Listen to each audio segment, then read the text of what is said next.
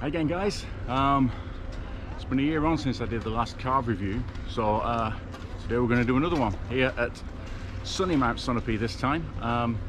Bluebird Day, fantastic.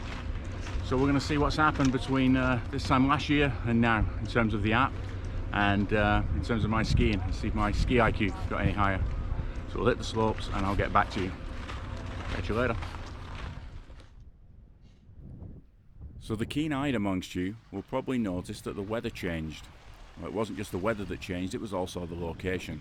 I had some issues at Sunapee, not with the Carv app, it was actually with the GoPro footage that I took, so we didn't have any video to continue with this review. Never mind, a week later at Gunstock, we're on the Smith Run. This is the half mountain run, as I call it. What's nice about this run is it's a good, consistent slope, and it really allows you to work on your technique, and you get a lot of consistency then in the Carv app metrics, which is what you're looking for. And also during the week, I had kind of an epiphany. I've been watching some videos on YouTube and Facebook, many of them issued by Carv and other people working with Carv. Stomping tutorials particularly was a good one I found. And I started looking at rolling my feet more, toppling, and really finding the edge.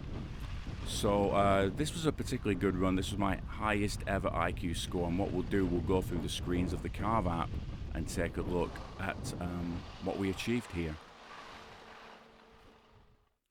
So at the end of the day, when the Carv app has done its thing and it's given you its feedback and told you your ski IQ and any of the other challenges that I showed you in a previous video, this is the screen where you end up, and this will show you all your ski sessions. As you can see, I was at Gunstock. Shows you a map of Gunstock. It shows you your highest skiing IQ, the distance you skied that day, the descent, and your maximum speed. Now if you select that session, it will then take you into the runs page, and from there we can access the scores for the individual runs. And you can also see that it gives you a map of the particular run you did, although in this case the list calls it out as Tiger and it was actually Smith. Probably should contact Carv about that. Now if I click on run 3, it will show me the details of what we did that day. We have distance, we have descent, min-max altitudes, maximum speed for this particular run, the average speed for this run, time spent skiing, just 43 seconds. Time spent waiting, I guess that's in the lift line, 1 second. Yes, it was a very quiet day. A number of turns, 18, and max edge angle was 55. And all that is in this summary page right here. Now on this page of the Carv app is where we get into the scores. We get into the metrics of all the data that has been recorded from the boots to the phone. We have the balance score, the edging score, the pressure score, and we usually have a rotary score. In this case we didn't, because apparently advanced carving was detected, and this was a first for me. We'll get into that a little bit later. But for now, we got a good balance score, good edging, great pressure, and obviously advanced rotary. So let's take a look at the first metric there and break that down, the balance metric. So looking at the balance score, this is always the tough one for me, this loose, controlled, forward stance. Now I used to read this as I was too far in the back seat, but this is really about the dynamic nature of moving your weight back and forth as you go into the turn, getting the tip into the snow and putting the weight forward on the toes. And towards the end of the turn, so that your tails don't wash out, getting the weight more towards the heel. And I think this is kind of where I fail, and I think I fail on getting enough forward pressure.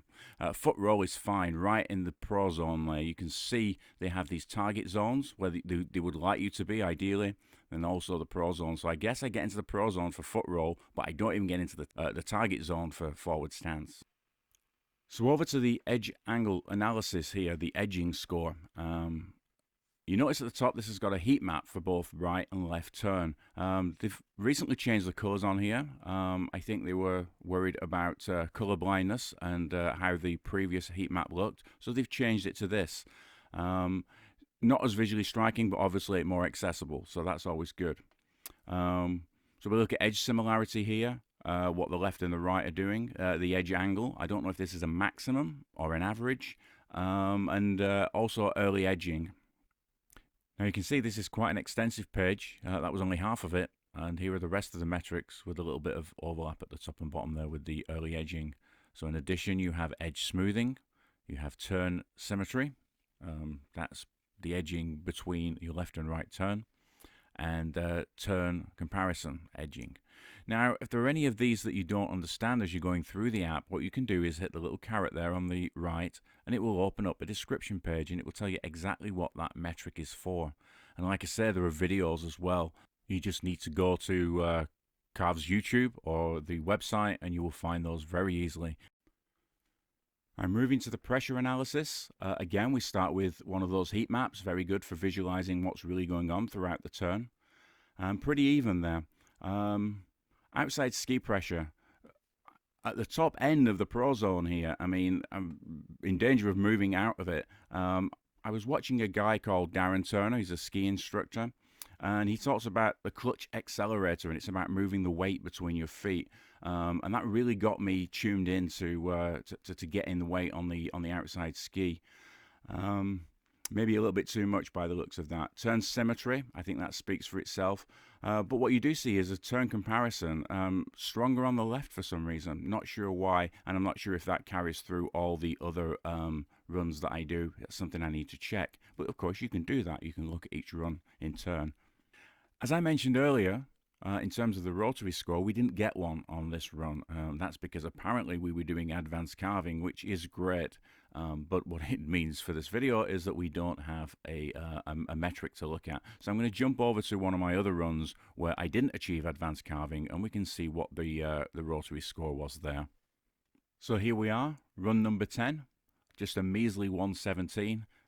Prior to today, this would have been a pretty good score for me. But the rotary's quite low, which confuses me somewhat, given that 1 minute I'm doing advanced carving and the next minute my rotary is not great.